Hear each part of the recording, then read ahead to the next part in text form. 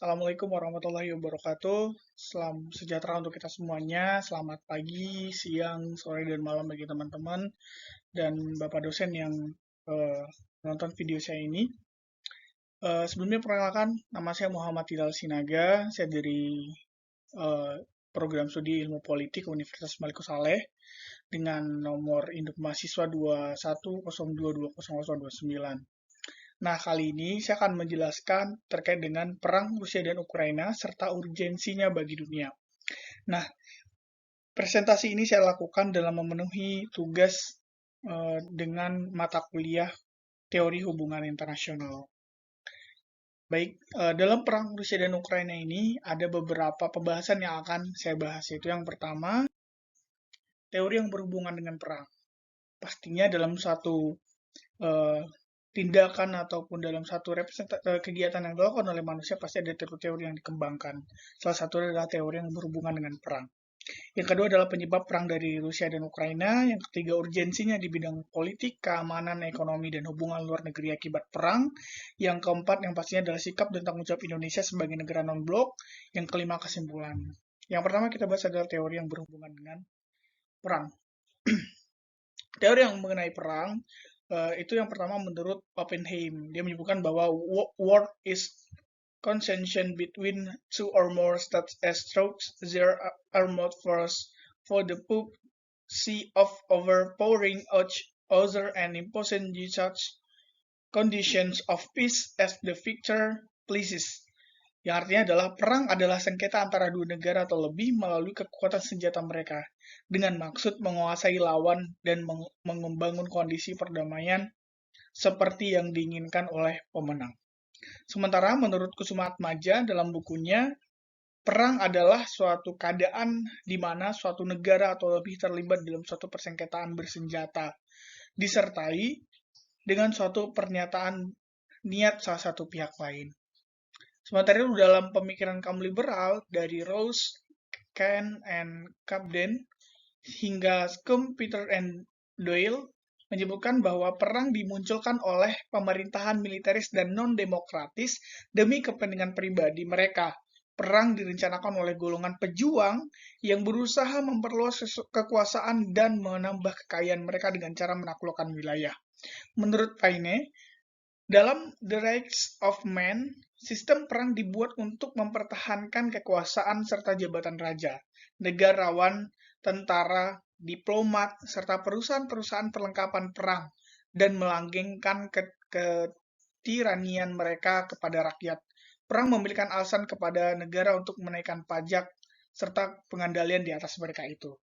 Nah, jadi maksudnya adalah yang dapat disimpulkan bahwa perang ini merupakan salah satu bentuk di mana satu negara atau lebih itu meningkatkan kekuasaan mereka serta ingin terlihat kuat oleh negara lain. Sehingga perang-perang itu dilaksanakan, mulai dari adu senjata, adu ekonomi, maupun adu-adu pikiran yang terjadi. Nah, inilah yang menjadi penyebab perang menurut Oppenheim dan Kusuma Atmaja, serta kaum-kaum liberal. Namun di satu sisi bahwa perang yang mereka kemukakan uh, berkat antar satu sama lain itu berhubungan atau hampir mirip dari pengertian yang mereka sampaikan. Bahwa menurut Oppenheim di mana perang juga adalah uh, kekuatan senjata yang ditunjukkan. Menurut Kusuma Atmaja juga menyatakan bahwa perang merupakan persengketaan bersenjata. Menurut kaum liberal yang diungkapkan oleh Rawls dan kawan-kawan juga mengungkapkan bahwa itu sebenarnya kepentingan pribadi yang dilakukan dengan kekuasaan dan gencatan senjata dan senjata. Nah, ini sudah jelas bahwa perang yang terjadi itu memang benar-benar timbul karena adanya suatu ideologi ataupun suatu keinginan yang lebih besar lagi. Seperti contoh, ingin menguasai sesuatu sehingga ini yang terjadi seperti itu. Nah, untuk selanjutnya yang kedua kita akan membahas tentang penyebab perang dari Rusia dan Ukraina. Nah, ini yang menjadi pembahasan kita ya. Jadi pembahasan yang kita hari ini penyebab perang Rusia dan Ukraina. Yang pertama adalah kejayaan masa lalu, yang kedua bergabung dengan NATO, dan yang ketiga gerakan separatis. Nah, penyebab dari perang Rusia dan Ukraina ini yang pertama adalah kejayaan masa lalu. Rusia yang dulunya adalah Uni Soviet ingin kembali seperti Uni Soviet yang besar dan menguasai dunia, sehingga negara-negara pecahan dari Uni Soviet dulu, saudara-saudara mereka, sehingga ingin ditarik kembali masuk ke Rusia. Namun dengan hal itu, agar Ukraina dapat dilindungi, berusaha untuk bergabung dengan NATO. Nah, antara eh, penyebab satu dan dua ini berhubungan, sehingga ketika Ukraina menyatakan ingin bergabung dengan NATO, timbul ketakutan atau adanya suatu notis atau peringatan bagi Rusia agar berhati-hati, karena ketika Ukraina mempunyai hubungan luar negeri yang baik dengan NATO, otomatis sekutu Amerika dan sekutunya akan membantu Ukraina dalam mempertahankan diri dari Rusia, dan Rusia itu tidak mau, serta timbullah gerakan separatis-separatis yang dibuat.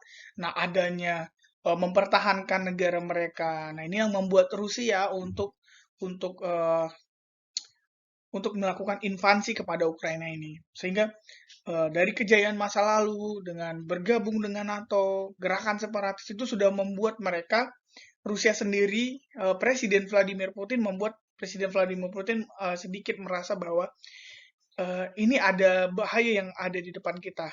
Seharusnya negara itu menjadi milik kita, takutnya bergabung dengan NATO sehingga memiliki sekutu baru, dan karena juga Ukraina dan Rusia itu sangat berdekatan, timbul ketakutan dari Rusia ketika Ukraina bergabung dengan NATO, bisa saja informasi yang ada di Rusia bocor terhadap NATO, Amerika Serikat, dan sekutunya. Karena kita tahu bahwa Amerika Serikat dengan Rusia itu selalu berperang dingin terhadap kebijakan ekonomi, kebijakan diplomatis, dan kebijakan pertahanan. Sehingga inilah membuat ketakutan-ketakutan sendiri bagi pihak dari Rusia, sehingga dia melakukan invasi atau perang kepada Ukraina itu sendiri. Dari tiga penyebab ini, yang kita lihat yang lebih besar itu adalah dari bergabung dengan NATO. Karena ketakutan antara Rusia dengan Amerika ketika nanti Amerika melakukan tindakan penyadapan terhadap Rusia dari melalui Ukraina. Itu ketakutan itulah yang timbul sehingga Rusia mencoba untuk menginvasi Ukraina agar tidak bergabung kepada NATO. Nah, inilah yang menjadi penyebab antara perangnya invasi antara Rusia dan Ukraina. Nah, inilah salah satu yang paling terpenting yang di tengah yang saya katakan adalah bergabung dengan NATO. Itu membuat pemicu amarah dari Putin, karena mungkin ya menganggap karena mereka bersaudara, kenapa tidak gabung dengan Rusia saja? Mungkin itulah anggapan-anggapan dari Putin. Nah, untuk sumbernya teman-teman atau Bapak dosen boleh melihat di beberapa kanal berita dan media-media internasional.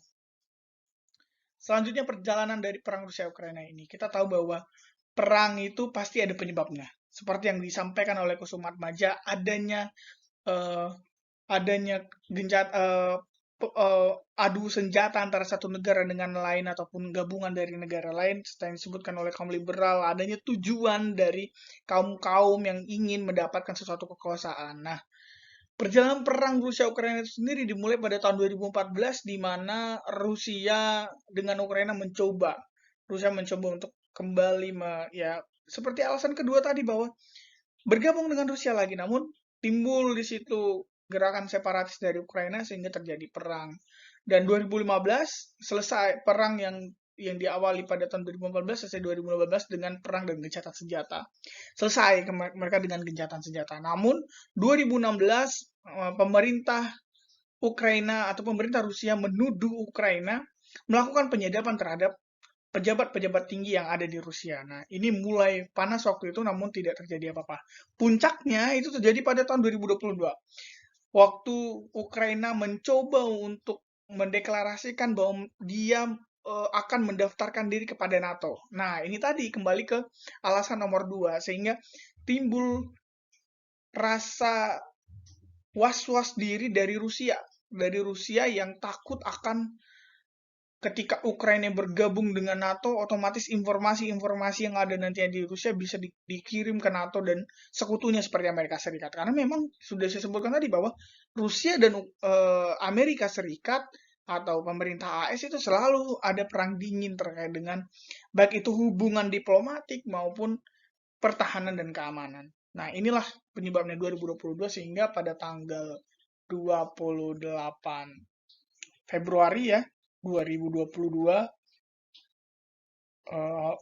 Rusia menggecarkan invasinya kepada Ukraina sehingga dapat kita lihat sudah banyak korban sehingga ibu kota Ukraina Kiev juga sudah mulai luluh lantak waktu itu, rudal-rudal bertebaran, dan ini sangat-sangat sebenarnya tidak perlu terjadi gitu loh, dapat diselesaikan secara diplomatis saja.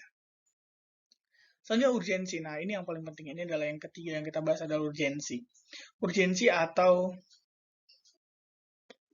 uh, tindakan yang harus diambil oleh negara lain di dunia ini.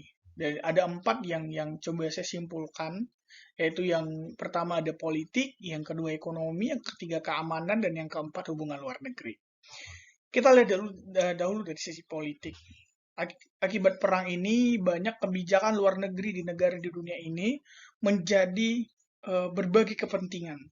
Sehingga hubungan-hubungan luar negeri mereka menjadi ada yang retak, ada yang makin harmonis, ada yang netral-netral saja seperti itu. Dan kegiatan politik ini semakin terguncang karena lagi perang invasi Rusia ke Ukraina ini menyebabkan banyaknya negara-negara yang memberi sanksi terhadap Rusia sehingga timbullah kekuatan politik dari Rusia untuk kembali melakukan sanksi kepada negara-negara tersebut. Nah, inilah menyebabkan kegaduhan-kegaduhan yang terjadi akibat perang dari Rusia dan Ukraina ini. Kita lihat dari sisi ekonominya, ya yang pertama otomatis komoditas melambung, ancaman makanan, terguncangnya pasar saham, dan pertumbuhan ekonomi yang lebih lambat. Perang Rusia dan Ukraina itu terjadi setelah beberapa saat negara di dunia lelah menghadapi pandemi COVID-19. Dimulai pada tahun 2019 dan belum ada kata selesai, namun sudah mulai menurun pada tahun 2021, disambut lagi dengan perang Rusia Ukraina dengan kondisi ekonomi yang belum stabil di seluruh dunia, bahkan pertumbuhan ekonomi dunia yang bergerak sangat lambat karena semua negara di dunia itu berimbas karena COVID ini. Namun terjadi perang Rusia Ukraina sehingga ekonomi mulai dari komoditas itu melambung, mulai dari tepung terigu, BBM, hingga harga pupuk juga melambung tinggi harganya karena memang pemasoknya itu yang pertama dari Rusia. Contoh dari gas alam, minyak bumi itu Rusia punya. Dan bahkan sekarang sudah terjadi krisis energi di Eropa karena Eropa memberikan sanksi terhadap Rusia karena sudah menginvasi Ukraina. Rusia juga memberikan sanksi terhadap Eropa dengan cara menghentikan pasokan energi mereka kepada Eropa, sehingga Eropa sedang pusing menghadapi krisis energi yang mereka hadapi sekarang. Mulai itu dari listrik, bahan bakar minyak, bahkan gas, itu dihentikan stopnya perlahan oleh Rusia. Ini yang menyebabkan negara Eropa yang lagi pusing menghadapi krisis energi yang dia rasakan. Yang kedua adalah ancaman makanan. Ketika naiknya harga komoditas pangan, komoditas itu melambung tinggi sehingga tidak dapat dibeli atau dijangkau oleh masyarakat, oleh rakyat di dunia, sehingga menyebabkan timbulnya ancaman kekurangan bahan makanan. Nah, ini akan menyebabkan banyaknya kelaparan. Bukan hanya dihadapi oleh satu negara, tapi banyak negara nantinya. Akibat efek dari perang ini dan efek pandemi COVID yang masih belum selesai hingga saat ini. Yang ketiga, terguncangnya pasar saham. Pasti terguncangnya pasar saham, karena ketika satu negara mengeluarkan kebijakan itu akan berdampak terhadap pasar saham yang ada di dunia. Nah, kebijakan invasi perang yang dikeluarkan oleh Rusia terhadap Ukraina menyebabkan pasar saham itu goyah atau naik turun. Dan ini menjadi kekhawatiran bagi negara-negara dengan saham yang besar, seperti Amerika Serikat, Singapura, Australia, Arab Saudi, karena perang dari Rusia Ukraina ini. Yang keempat, pertumbuhan ekonomi lebih lambat. Yang saya sebutkan tadi bahwa negara di dunia baru saja menghadapi salah satu ancaman penyakit yang luar biasa, yaitu adalah pandemi COVID-19. Dari 2019 negara di dunia pontang-panting, habis-habisan, mati-matian menghadapi COVID-19 dengan dana seadanya, dikucurkan semuanya sehingga dana pembangunan dialihkan menjadi dana penanganan COVID, dana pembangunan dialihkan untuk kesehatan. Dan ketika selesai menghadapi peperangan dengan COVID, kembali lagi diuji dengan adanya perang Rusia dan Ukraina, sehingga membuat ekonomi ini melamban. Dan inilah yang menyebabkan bahwa negara di dunia itu sedang hati-hati, karena ada kemarin juga banyak kementerian, bahkan PBB juga menyampaikan bahwa ekonomi dunia akan menghadapi resesi pada tahun 2023, dan itu bakal membuat banyak harga melambung, BBM melambung, semua komoditas pangan melambung, dan bahkan pekerjaan juga banyak yang akan di PHK, dan pertumbuhan ekonomi yang sulit. Nah, inilah salah satunya tadi, mulai dari pandemi, perang Rusia Ukraina, tidak selesainya perang dingin antara negara dengan negara, ini menyebabkan pertumbuhan ekonomi semakin melamban di dunia. Yang ketiga, otomatis pakai keamanan. Nah, akibat perang Rusia dan Ukraina ini rentan terjadi serangan cyber. Serangan cyber itu akan meningkat. Karena kenapa? Sekarang memasuki dunia teknologi yang seperti ini, banyak negara sudah menggunakan teknologi. Sehingga terjadi perang Rusia-Ukraina, banyak negara-negara yang akan melakukan serangan cyber. Karena ada kepentingan-kepentingan yang mereka dapatkan. Seperti misalnya ini, Amerika menyadap Indonesia, misalnya melihat arah Indonesia, walaupun Indonesia gerakan non-blok, walaupun non-blok tidak memilih salah satu pihak, tapi terjadi serangan cyber melihat apakah memang benar memihak kepada siapa yang akan dipentingkan, siapa yang akan mendapatkan hal itu. Nah, itu yang terjadi. Serangan cyber ini sulit untuk dihentikan seiring dengan perjalanan perang Rusia dan Ukraina, seperti itu. Yang kedua, adanya blok sekutu. Nah, ini salah satunya tadi yang saya sebutkan, bahwa NATO dan Amerika Serikat mendukung Ukraina untuk merdeka atau membebaskan diri dari serangan invasi dari Rusia ini. Namun Rusia di belakang didukung oleh negara-negara sekutunya juga, sehingga perang antar sekutu ini makin panas. Nah, ini yang menyebabkan keamanan negara itu agak berbahaya sekarang. Kemarin juga muncul bahwa Rusia ingin mengeluarkan rudal nuklirnya untuk menghancurkan Ukraina. Nah, ini menyebabkan gonjang-ganjing keamanan di dunia, bahwa Dewan Keamanan PBB juga sudah membahas tentang hal ini. Ya, kita lihat saja bagaimana nanti, apakah akan terjadi blok-blok sekutu seperti dahulu Perang Dunia 1 dan 2, atau seperti apa nanti. Semoga tidak terjadi, karena kita berharap bahwa dunia ini aman-aman dan tenang saja. Semua damai, tidak ada perang, dan berjalan seperti biasanya. Yang ketiga, konflik kepentingan. Pastinya, setiap ada satunya tindakan, pasti ada konflik kepentingan di dalamnya. Nah, ketika perang Rusia dan Ukraina dijalankan, pasti ada kepentingan yang terjadi.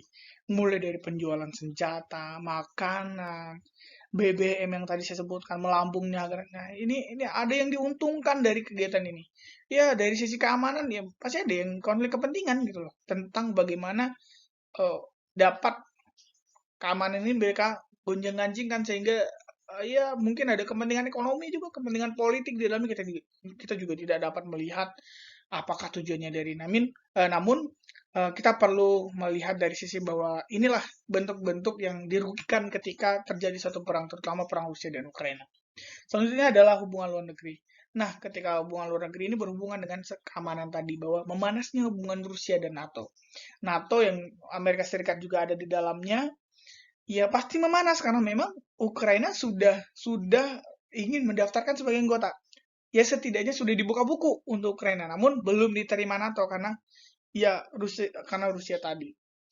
Yang kedua, adanya sekutu dan blok, ya. Yang saya sebut tadi, pasti ada sekutu dan blok, karena ini sudah perang, bukan hanya perang satu kepentingan, ada kepentingan kelompok di dalamnya, seperti itu. Yang ketiga, adanya adu kehebatan dalam persenjataan dan amunisi perang. Nah, ini salah satunya. Ia melihatkan bahwa ya saya kuat gitu loh. Negara saya kuat dengan persenjataan yang lengkap. Sehingga ya kamu harus takut dengan saya. Nah, ini mungkin ini akan menyebabkan gonjangan hubungan luar negeri seperti itu.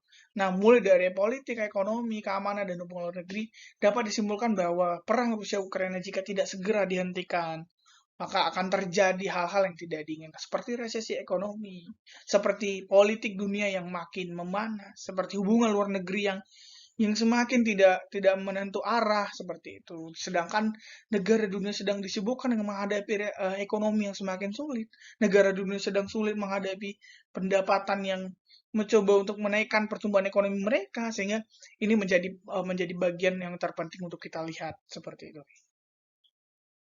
Selanjutnya adalah kebijakan. Nah, ini yang paling penting ya. Sebagai warga negara Indonesia, kita akan melihat bagaimana kebijakan yang diambil oleh pemerintah dalam melihat perang Rusia dan Ukraina. Uh, kebijakan yang diambil, kebijakan luar negeri yang bebas aktif yang diambil oleh Indonesia, itu pada Rabu 29 Juni 2022, Presiden Joko Widodo bertemu dengan Presiden Vladimir Zelensky serta mengunjungi ibu kota Ukraina yang sedang menghadapi perang dengan Rusia. Dalam pertemuan itu, Jokowi mendorong dialog perdamaian antara Rusia dan Ukraina. Sekali lagi saya sebutkan bahwa Indonesia merupakan negara yang non-blok, tidak memilih satu pihak dengan pihak lain, tetap bersikap netral seperti cita-cita pendiri bangsa, sehingga Presiden Jokowi berusaha untuk bertemu dengan Presiden Ukraina dan Presiden Rusia seperti yang dilihat, ada Vladimir Putin dan ada Vladimir Zelensky. Nah, di sini mereka membahas tentang bagaimana perdamaian itu dapat dilaksanakan dengan cara dialog. Nah, kebijakan yang diambil ini cukup baik ya untuk meredam kepanasan yang terjadi di Rusia dan Ukraina. Indonesia juga telah menunjukkan sikap bahwa kita netral, tidak memilih siapapun dan tetap bergerak, kita non-blok seperti itu. Jadi memang menekankan bahwa ayo dialog dan selesaikan dengan cara baik-baik. Kebijakan ekonomi. Nah, Indonesia kembali lagi saya sebutkan bahwa ya setelah menghadapi COVID-19 yang tak kapan selesainya dihadapi dengan perang Rusia Ukraina, sehingga pemerintah Indonesia memutuskan untuk menaikkan harga BBM karena memang melihat harga minyak dunia yang semakin lama melejit tinggi seperti itu. Nah, kesimpulan yang dapat saya sampaikan adalah invasi yang dilakukan oleh Rusia terhadap Ukraina pada 24 Februari 2020 menjadi peristiwa global yang memiliki implikasi besar terhadap seluruh negara. Rusia dan Ukraina merupakan aktor penting pada pasar minyak, gas, gandum, energi, makanan, dan pupuk global, sehingga berdampak langsung terhadap kenaikan harga komoditas dan mempengaruhi pertumbuhan ekonomi pada negara yang terlibat. Hal ini menjadikan ekonomi di dunia akan terkena imbas atas perang yang terjadi. Ya, saya sebutkan tadi bahwa setiap ada perang yang terjadi, pasti ada dua konteks yang kita lihat, ekonomi dan pertumbuhan politiknya, pergerakan politiknya. Dan perang Rusia-Ukraina ini menyebabkan gonjang-ganjingnya negara di dunia dalam menentukan sikap mereka dalam mengambil keputusan ekonomi. Sehingga ya kita berharap bahwa perang yang terjadi sekarang dapat diselesaikan dengan cara dialog perdamaian dan kembali dengan damai, tidak ada perang, dan diselesaikan dengan cara baik-baik seperti itu. Ya, itu saja dari saya. Terima kasih atas perhatiannya. Assalamualaikum warahmatullahi wabarakatuh.